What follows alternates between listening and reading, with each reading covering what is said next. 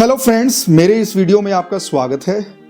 आज मैं आपसे शेयर करूंगा मेरे ही केस की एक कहानी।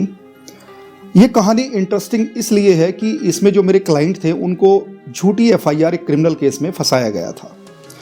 देखिए, ऐसा बहुत बार घटनाएं होती हैं कि हमारे जीवन में किसी न किसी को झूठे केस में अपराधी बनाया जाता है, बाद में वो अपराधी बाइज्जत बरी हो जाता है। मैं इस वीडियो में ये भी आपसे डिस्कस करूंगा कि अगर किसी को झूठे केस में फंसाया जाए तो क्या क्या लीगल रेमेडीज हैं आपके पास उस झूठे केस से निकलने के लिए या कंपनसेशन पाने के लिए। इस कहानी के जो पात्र हैं मेरे क्लाइंट, वो बिहार से थे। वो लुधियाना में अपनी फैमिली के साथ रहते थे। एक किराना की शॉप चलाते थे। उनके 3 बच्चे थे। एक दिन अचानक उन्हें अपनी वाइफ घर पर नहीं मिलती। 2 दिन इंतजार करने के बाद, इधर उधर ढूंढने के बाद उन्होंने पुलिस में गुमशुदगी की एक रिपोर्ट लिखवाई। इस गुमशुदगी की रिपोर्ट के आधार पर पुलिस उनकी वाइफ को सर्च करने के बजाय उन्हें ही तंग करने लगी और एक दिन उन्हें अरेस्ट कर लिया गया। पुलिस ने उन पर एलिगेशन लगाया कि उन्होंने ही, मेरे क्लाइंट ने ही अपनी वाइफ का मर्डर किया है। मेरे क्लाइंट को जब पुलिस कस्टडी में रखा गया तो उनसे एक डिस्क्लोजर, एक कन्फेशन भी पुलिस ने रिकॉर्ड किया। इस कन्फेशन डिस्क्लोजर के अकॉर्डिंग उनसे यह जबरदस्ती एडमिट करवाया गया कि मेरे क्लाइंट ने ही अपनी वाइफ का मर्डर किया है। यह घटना करीब 2012-13 की आसपास की है। उसके बाद जो ये मेरे क्लाइंट थे, इनके फादर बिहार से आए और उन्होंने मुझसे संपर्क किया, तो मैं उनके बेटे को मिलने के लिए जुडिशियल कस्टडी में लुधियाना गया। मेरे क्लाइंट ने मुझे बताया कि वो इनोसेंट है और उसने अपनी वाइफ का मर्डर नहीं किया। उसने बहुत सारे फैक्ट्स मेरे से शेयर किए, डिस्कस किए। जब मैंने उसकी कहानी सुनी तो मुझे भी ये लगने लगा कि इसे झूठा फंसाया गया है और उसकी कहानी के आधार पर, और जो पुलिस इन्वेस्टिगेशन कर रही थी उसमें कुछ कमियां मुझे दिखी। उन सभी को आधार बनाकर मैंने ऑनरेबल हाई कोर्ट के अंदर एक पिटीशन फाइल की 482 क्रिमिनल प्रोसीजर कोड के अंदर कि जो ये इन्वेस्टिगेशन पंजाब पुलिस कर रही है, इसको, इस एफआईआर केस में जो इन्वेस्टिगेशन चल रही है, इसे सीबीआई को ट्रांसफर कर देना चाहिए, क्योंकि पंजाब पुलिस की इन्वेस्टिगेशन फेयर, इम्पार्शियल नहीं है। लेकिन ऑनरेबल हाई कोर्ट ने कहा कि जो आपके क्लाइंट हैं वो एक अपराधी हैं और कानून में एक अपराधी को अपनी चॉइस की इन्वेस्टिगेशन एजेंसी चूज करने का कोई अधिकार नहीं है। एक्यूज्ड या अपराधी ये डिसाइड नहीं कर सकता कि उसकी केस की इन्वेस्टिगेशन किस एजेंसी से करवाई जाए। तो वो हमारी जो पिटीशन थी वो डिसमिस हुई। इसके बाद ड्यूरिंग इन्वेस्टिगेशन एक कमाल की चीज हुई। पुलिस को एक डेड बॉडी मिली। डिस्ट्रिक्ट लुधियाना में कोई नाला था। नाले के साइड में एक, जैसे अटैची होती है, बॉक्स, उस बॉक्स में से एक लेडी की डेड बॉडी रिकवर हुई पुलिस को, और पुलिस ने कहा कि ये मेरे क्लाइंट की वाइफ है। तो मेरे क्लाइंट ने लेकिन मुझे बताया कि ये जो डेड बॉडी पुलिस ने रिकवर की है, ये लेडी उसकी वाइफ नहीं है, क्योंकि उसकी वाइफ तो काफ़ी थिन एंड स्लिम थी, जबकि ये जो लेडी की डेड बॉडी रिकवर हुई है काफ़ी बल्की और काफ़ी हैवी वेट थी। अब मेरे माइंड में क्वेश्चन आया कि डेड बॉडी तो उन्हें ड्राई एरिया से रिकवर हुई है पुलिस को, क्योंकि अगर पानी से कोई डेड बॉडी रिकवर होती है तो कई बार फूल जाती है।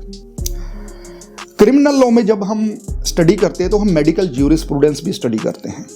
तो मेडिकल ज्यूरिस्प्रूडेंस में जो क्रिमिनल लॉ के रिगार्डिंग, जो मर्डर और डेथ के रिगार्डिंग और डेड बॉडी के सिम्टम्स की जो सारी बातें थी वो मैंने सारी एनालाइज की, और मैं भी कहीं ना कहीं इस कंक्लूजन पे पहुंचा कि ये जो डेड बॉडी पुलिस ने रिकवर करी है ये मेरे क्लाइंट की नहीं है। हालांकि यहाँ पर एक अजीब घटना ये हुई कि जो मेरे क्लाइंट की वाइफ थी, उसके जो ब्रदर थे, यानी कि मेरे क्लाइंट के जो ब्रदर इन लॉ थे, उन्होंने इस बॉडी को हॉस्पिटल में आइडेंटिफाई कर लिया कि हाँ, ये हमारी सिस्टर की है। अब जो उनके ब्रदर थे, जब विटनेस बॉक्स में क्रॉस एग्जामिनेशन मैंने उनका किया तो मैंने उनसे पूछा कि आपने कभी आपके जीजा और बहन में झगड़ा देखा है? उन्होंने कहा कि नहीं, हमने झगड़ते नहीं देखा, लेकिन झगड़े के बारे में सुना बहुत है। मैंने पूछा, आपकी बहन ने कभी कोई पुलिस में कंप्लेंट आपके जीजा के खिलाफ की कि उन्हें वो तंग करते हैं? उन्होंने कहा कि नहीं, हमें ऐसी कोई कंप्लेंट की जानकारी नहीं है। तो मैंने नेक्स्ट क्वेश्चन पूछा कि आप किस आधार पर ये कह रहे हैं कि आपके जीजा ने आपकी बहन का मर्डर किया? तो उनके ब्रदर इन लॉ ने जवाब दिया, ये मैं शक के आधार पर कह रहा हूं, और क्रिमिनल लॉ में ये सेट फार्मूला है कि सस्पिशन के आधार पर किसी को सजा नहीं दी जा सकती। केस चलता रहा। एक समय के बाद इस केस में मेरे क्लाइंट का एक्विटल हो गया। एक्विटल के बाद मेरा क्लाइंट लुधियाना डिस्ट्रिक्ट छोड़कर बिहार चला गया। बिहार में वो दिहाड़ी मजदूरी करने लगा। उसके 3 बच्चे थे, उनके साथ उनकी वो परवरिश करने लगा और अपने परिवार के साथ, अपने माँ बाप के साथ रहने लगा। साल 1.5 साल बीतने के बाद उसके जो माँ बाप थे, उन्होंने मेरे क्लाइंट की दूसरी शादी कर दी। अब इस दूसरी वाइफ से 2 बच्चे हो जाते हैं। 3 बच्चे पहले वाली वाइफ से थे, 2 बच्चे इस वाइफ से हो जाते हैं। लेकिन जब ये 2 बच्चे हो जाते हैं तो उसके बाद एक विचित्र घटना घटती है कि जो मेरे क्लाइंट की फर्स्ट वाइफ थी, जिसको बताया गया था कि उसका मर्डर कर दिया गया, वो लौट आई। वो किसी तरह मेरे क्लाइंट के घर बिहार पहुंची और जब उससे पूछताछ की गई तो उसने बताया कि जिस मकान में किराए पर वो रहते थे लुधियाना में, उसकी जो मालकिन थी, जो लैंड लेडी थी, उसने मेरे क्लाइंट की वाइफ को आगे सेल कर दिया था, या कहीं पर जैसे कोठे पर भेज देते हैं, ऐसे गलत जगह पे कहीं उसको बंदी बना लिया गया था और किसी गलत कार्यों में उसे भेज दिया गया था। यहां पर जो फर्स्ट वाइफ थी वो एफिडेविट देती है अपने हस्बैंड को कि मैं किसी भी स्टाम्प पेपर लिखने को रेडी हूं, ये सारी चीजें। तो मेरा जो क्लाइंट था वो पंजाब पुलिस से कांटेक्ट करता है कि आपने मेरे साथ गलत किया और ऐसे ऐसे मेरी वाइफ लौट आई। तो पंजाब पुलिस से उसको धमकियां मिलने लगी, ऐसा मेरे क्लाइंट ने कहा। तो जो ये क्लाइंट था, ये सारे डॉक्यूमेंट्स लेके, अपनी वाइफ के जिंदा होने के सबूत लेके मेरे पास पहुंचा कि मुझे कंपनसेशन दिलवाइए, और कहने लगा कि मुझे पंजाब पुलिस से खतरा है। उसने एक चीज और बताई कि लुधियाना में उसने एक प्लॉट परचेज किया था 100 स्क्वायर यार्ड का, उस पर भी अब किसी और का कब्जा है और वो प्लॉट लेने की हैसियत में भी नहीं है, मतलब उसका पोजीशन वो नहीं ले पाएगा। तो अब यहां पर एक देखने वाली बात यह थी कि जो मेरे क्लाइंट के साथ घटित हुआ, ये झूठे केस में उनको फंसाया गया, उनके फंडामेंटल राइट, मौलिक अधिकार हनन हुए। संविधान में फंडामेंटल राइट है, जैसे राइट टू लाइफ है, right to life with dignity है। अब एक वीडियो में मैंने कुछ दिन पहले बताया था कि सुप्रीम कोर्ट के अंदर जो रिट है वो तब एंटरटेन होती है आर्टिकल 32 में, जब मौलिक अधिकारों का हनन हो। तो मैंने अपने क्लाइंट को कहा कि आप डायरेक्ट अपेक्स कोर्ट में, सुप्रीम कोर्ट ऑफ इंडिया के अंदर आप अपनी रिट पिटीशन डालिए, पंजाब पुलिस को पार्टी बनाइए और जितने भी गिल्टी पीपल हैं उन सबको उसमें ऐड कीजिए, और होम सेक्रेटरी लेवल अधिकारी जो स्टेट ऑफ पंजाब है, थ्रू होम सेक्रेटरी, उन सबको पार्टी बनाकर कंपनसेशन की डिमांड करें। ये बातें के आसपास की हैं, 2020 के आसपास की। तो मेरे क्लाइंट ने एक दिल्ली के एडवोकेट से कांटेक्ट किया। उन्होंने कुछ समय मांगा क्योंकि सारे डॉक्यूमेंट थे जो वो ट्रांसलेट भी होने थे। उनको ओरिजिनल पेपर्स इस क्लाइंट ने सारे के सारे हैंड ओवर कर दिए और वो बिहार चला गया। जो एक रीजनेबल फीस थी वो दे चुका था।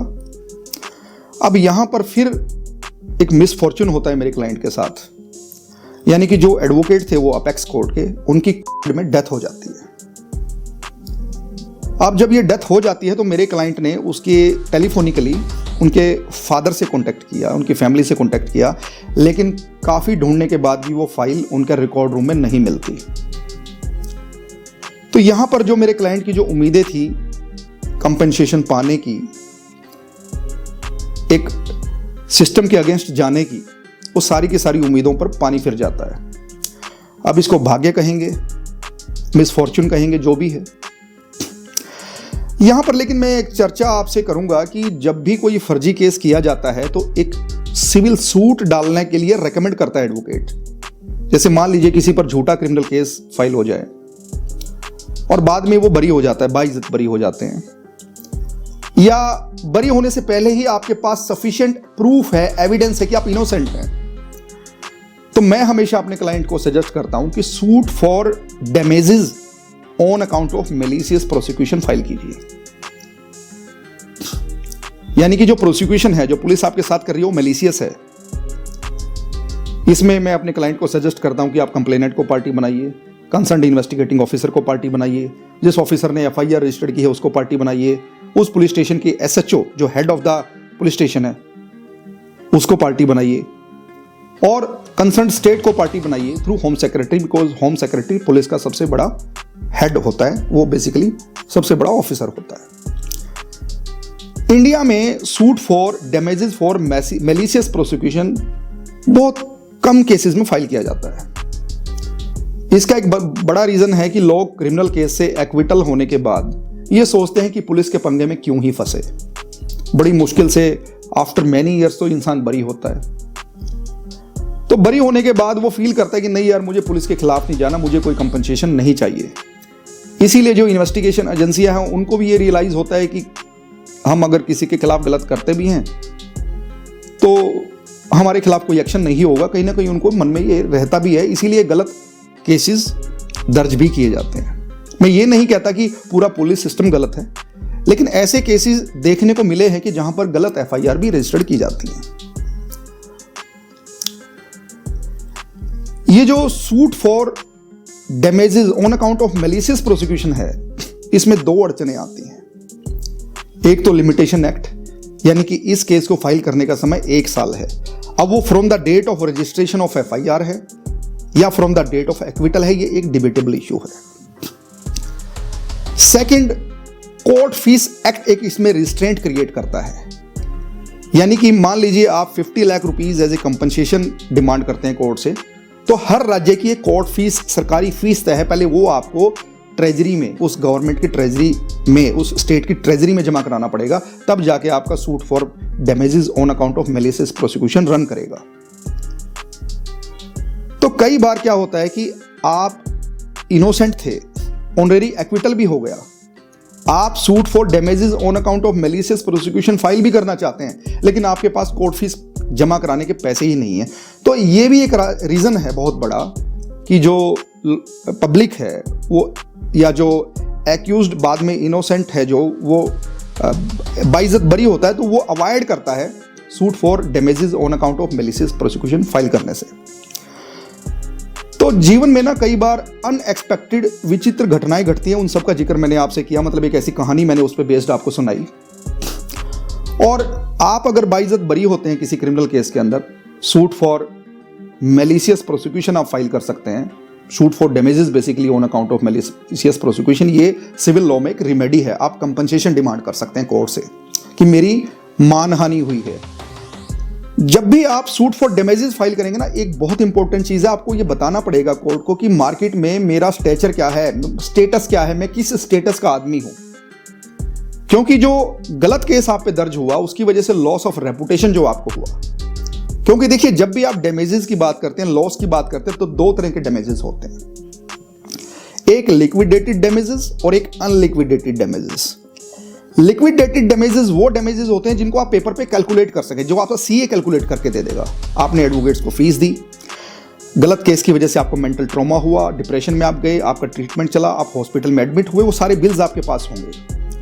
इनको हम कहेंगे लिक्विडेटेड डैमेजेस। एक डैमेजेस होते हैं जिनको कभी काउंट ही नहीं किया जा सकता, जैसे loss of reputation, loss of harassment, sufferings, ये सारी की सारी अनलिक्विडेटेड डैमेजेस में कवर होती है। तो मैं आपको सजेस्ट करूंगा इस वीडियो के माध्यम से कि जब भी आपके खिलाफ कोई गलत एफआईआर हो, बाइज्जत आप बरी हो या बाइज्जत बरी भी नहीं हुए, अभी आपका केस चल रहा है और आपके पास एम्पल प्रूफ है, सफिशिएंट प्रूफ है कि आप गिल्टी नहीं हैं, आप इनोसेंट हैं, तो आप FIR रजिस्टर्ड होने के 1 साल के अंदर अंदर भी ये केस डाल सकते हैं। लेकिन आमतौर पर यह सजेस्ट किया जाता है कि पहले पुलिस को इन्वेस्टिगेटिंग रिपोर्ट यानी कि चालान प्रेजेंट करने दीजिए, पहले कोर्ट के अंदर कंप्लेनेंट को एग्जामिन होने दीजिए, उसके बाद suit for damages on account of malicious prosecution file करें। तो ये एक सिविल लॉ में रेमेडी है against police officials, against complainant. तो यही एक रास्ता है जब भारत के लोग, जब सिटीजन इंडिया के अपने ऊपर गलत केस होने के बाद, चाहे वो कोई सर्विस मैटर में उनके खिलाफ गलत चार्जेस लगे हैं, फॉल्स चार्जेस लगे हैं और वो इनोसेंट अपने आप को साबित कर सकते हैं, चाहे वो क्रिमिनल केस कोई उनके खिलाफ दर्ज हो, तो suit for damages on account of malicious prosecution यानी कि सिविल केसेस में जाकर आप डैमेजेस कंपनसेशन मांग सकते हैं। ये राइट आपके पास है। तो आई थिंक ये वीडियो आपके लिए यूजफुल रहेगा। ये इंफॉर्मेशन जो मैंने आपको बताई है, ये आपके लिए इसकी यूटिलिटी रहेगी। Thank you.